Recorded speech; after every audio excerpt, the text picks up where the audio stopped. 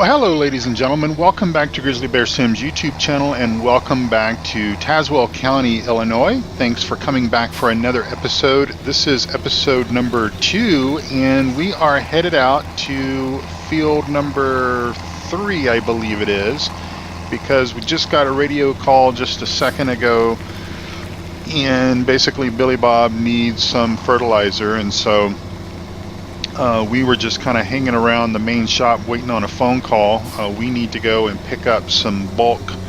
We need to go basically pick up some bulk fertilizer, some dry fertilizer, and just waiting on a phone call from the dealer to come in on that. And so that has happened. And by the way, I want to say my bad because I did not realize that this area here was a grass field. So we still have our larger grass field over there that's planted. We're going to get a lot of grass out of that, but we're also going to be having a lot of cows on this map as well. And so I don't think it's going to go to waste. It's not going to be a wasted situation to do it that way. And also I'll just bring up the map and show you that we did decide to kind of cut that field in half, and I'll deal with that later as far as remapping the boundaries. But if you look at this field number 17, this area here that's shaded in the darker blue, this is going to be grass, and that as 17 blends in here with 8, this will be another crop, probably either corn or soybean. So anyway, that's how that's going to kind of unfold. So we're going to jump over here and see if we can refill this guy here. I think maybe I'm going to have to stop the driver and then refill the seeds. And this little Brantner service trailer here, this is kind of, I use this little guy here on maps where I don't use my field service truck. And so obviously with us wanting to basically utilize the new Dodge truck that Farmer Klein so graciously put together for us and everything, I wanted to take advantage and use the Dodge truck, which obviously doesn't have the capabilities that the other one does. So let me just kind of start course at nearest waypoint. We'll do it like this, and we'll turn it on, and we'll drive just a little ways, and hopefully she or he will pick it up there. Billy Bob will do a good job at spreading that fertilizer, and we will head on back to the main farm and leave this tractor off there and get in our Dodge truck and head over to the sell point to buy bulk fertilizer. So we have already taken a trip this morning to our dealer where we buy bulk seeds, and I will show you that on the map here just momentarily so that you can basically see where that is.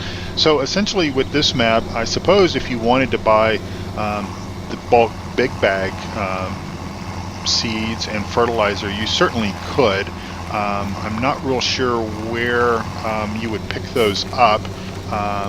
It seems like when you purchase things from the store, equipment-wise, they automatically come here to your farm. The reset point, if you reset a vehicle, by the way, is right over there in that grass field. I learned that the hard way. I'd reset something and I was looking for it, thinking, well, the reset point's going to be in the same spot as the the point where they deliver new vehicles. Well, if you thought that, you'd be wrong. And so I'm just going to park this guy right here because, like I said, we've got things that we need to do, and that is we need to head over and pick up some bulk dry fertilizer, and our truck is right up here. And I do realize that this maybe looks a little silly with this particular little Farm Tech utility trailer on here. I think it holds about 14,500 liters of content, and looks maybe a little crazy being pulled behind this pickup, but I think with the space on this map being what it is, I think that we will appreciate the speed of which this truck will travel versus the slowness of a tractor. So if we bring up our big map here, let me just kind of look here. I think that let's see, let's maybe bring up this one here. Maybe we can see a little bit better. Right here, up here in the northwest corner of the map, this is where you buy your bulk seeds. Okay, so I've already done that. I've already gone up there and purchased 14,500 liters of bulk seed. For this episode, based on what we've already done, the other task that we're going to do is we're going to drive down here to this location, and this is where our bulk fertilizer, both granular as well as liquid, is, and where we will get that from. So I wish that on the map, I wish that the streets were labeled somehow, but they're not, and he's done a very good job of putting up street signs and everything for the streets, the roads, the highways, etc.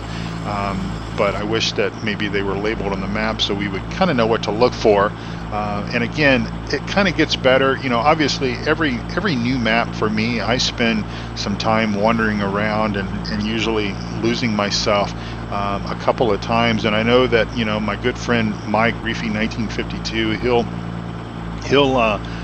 he'll certainly chime in perhaps and say, you know, that he still gets lost on maps that he's been playing for a long time, and that's somewhat comforting to know that it even troubles folks on long time maps. Of course, I think the map that I'm finding the easiest to navigate around, at least in a new sort of map type format, is of course Midtown USA, because I spent so much time obviously playing Westbridge Hills and Farm Sim 15 and other maps that was kind of based on Westbridge Hills, and so a lot of that is sort of the same. And you might also notice that I have not turned off traffic on this map, and for the most part traffic seems to be cooperating okay with me. Now of course I say that and I'll probably crash into another truck or car or something up here. I think we're going to be taking a turn right up here. On the big map also, if you are wondering what that green line is that sort of traverses around the edge of the map, that is the map boundary. So the way that the map author, Flatlander84, set things up is, and I'll just bring up the large map here again, where we can kind of look at that. Again, that green border is the map edge. So if you go off course here, you will hit the wall, the imaginary wall there. But I like how he did that, because it kind of allows the scenery as you're kind of looking around and everything to sort of blend in.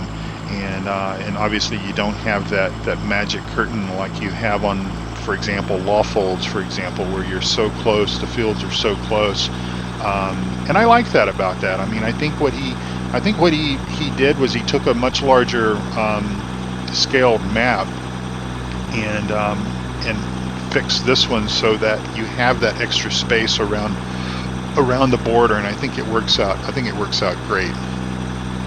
So I need to bring up the larger map here where I can still make sure I'm going in the right direction. So obviously it's a big map, but you know, the fields are not humongous, especially like if you compare it with other 4X type maps where things are just, you know, the fields are just so large that it takes a large amount of time to do anything at all. It's not really that way here on this farm or on this map, and I think that's one of the things that that appeals to me about this map, is the fact that it is a large map. It's a large scale. There is going to be some time getting from point A to point B, but the fields are not oversized. They're not supersized. Of course, I say that, and then we look out there at field number 42. That looks pretty darn big, but of course we don't own field number 42, so we're not going to have to worry about that. So we're coming up here to, let me just bring up the map one more time. I have not been over here yet, so kind of that's why I'm sort of checking and double checking, you know, checking my list and checking it twice to find out to make sure that I'm going to the right place to get bulk fertilizer. So obviously I need to secure a tanker trailer that'll probably hook up to our semi for bulk liquid fertilizer. because obviously I don't think we have anything on the farm that allows us to buy bulk liquid fertilizer. And it looks like there is our liquid fertilizer buy point, and our dry fertilizer buy point is going to be right over here in these yellow tanks.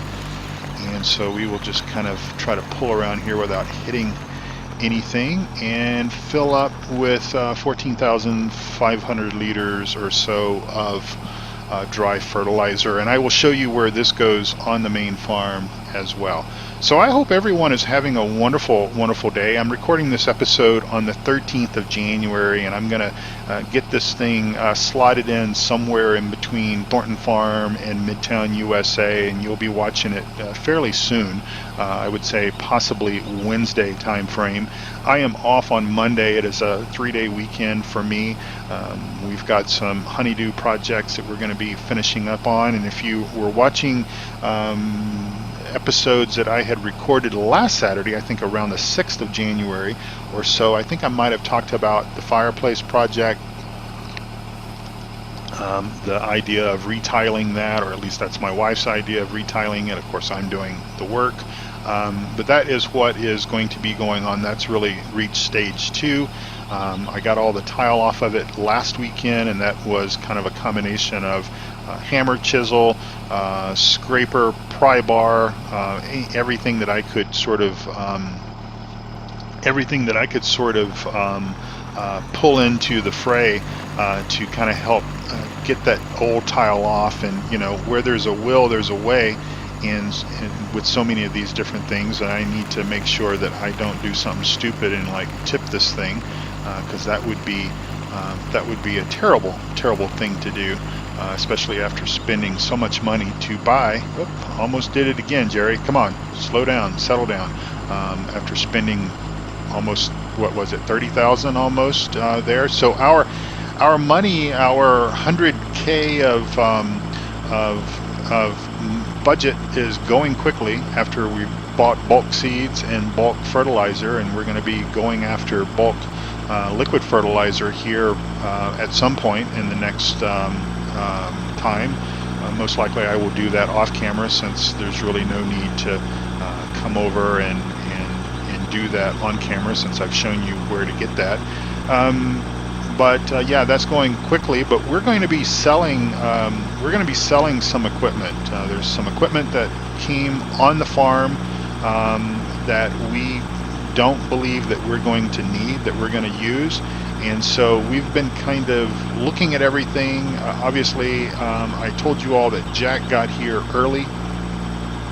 Jack came out a couple of days before Billy Bob and myself did, and so Jack started kind of looking through some of the equipment and everything, and getting things kind of sorted, and starting to get some maintenance on some stuff, because it was, I'm telling you, it was a tip. It was a tip for sure.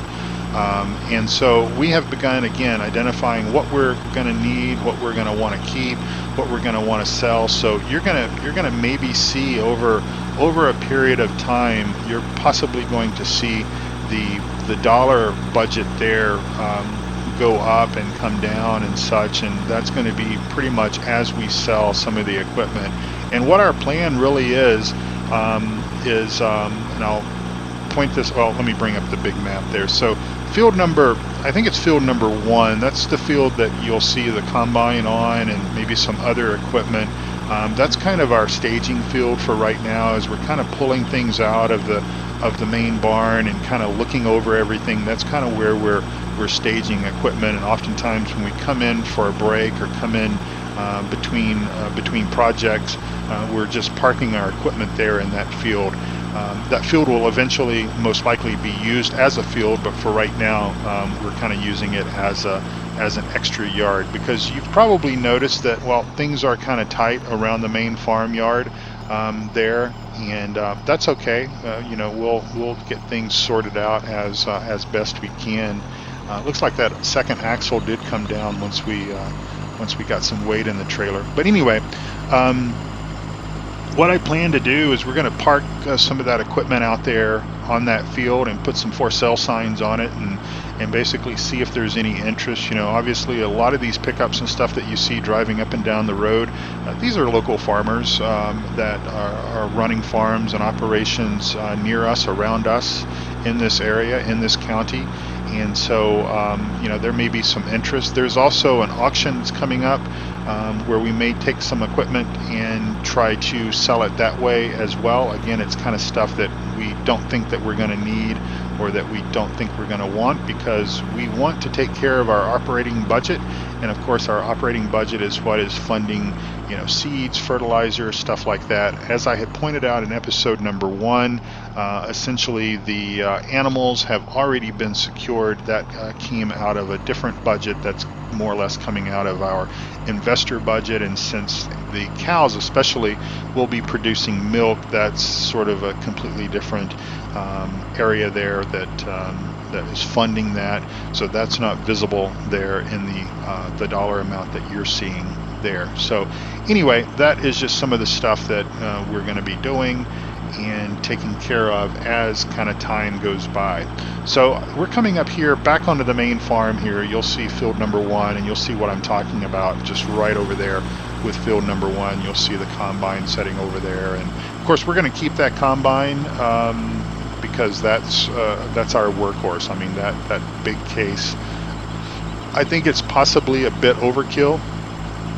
And I know I often say that on my series where I'm bringing in larger equipment, and I will say, well, you know, this maybe is a bit big for this size map, but you know, the efficiencies of how everything works, and we want that to work to our advantage as best as possible.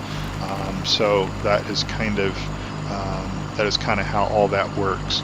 So I'm going to pause here because I need to go and open. Well, actually, I will show you that on camera. So we'll just jump out of our truck here, and we'll walk over here, and we actually need to go ahead and shut this this grate down, cover that feed point there. And here is where our bulk dry fertilizer goes. We've got 9,987 liters in that tank, and not sure what these will hold, but I do know that the seeds was empty over here, and it took all 14,500 liters of it, but then it processes it and it puts it into the tank there. So not sure what all happens with that, but that's how that works. And so you guys know my backing up has not improved at all, and it's even worse with these little short wheelbase utility trailers. And so I'm going to basically do an edit here momentarily, and we'll get backed up to our drop point and put the seed there, or not seed, but fertilizer where it needs to go. So I'll see you in just a moment.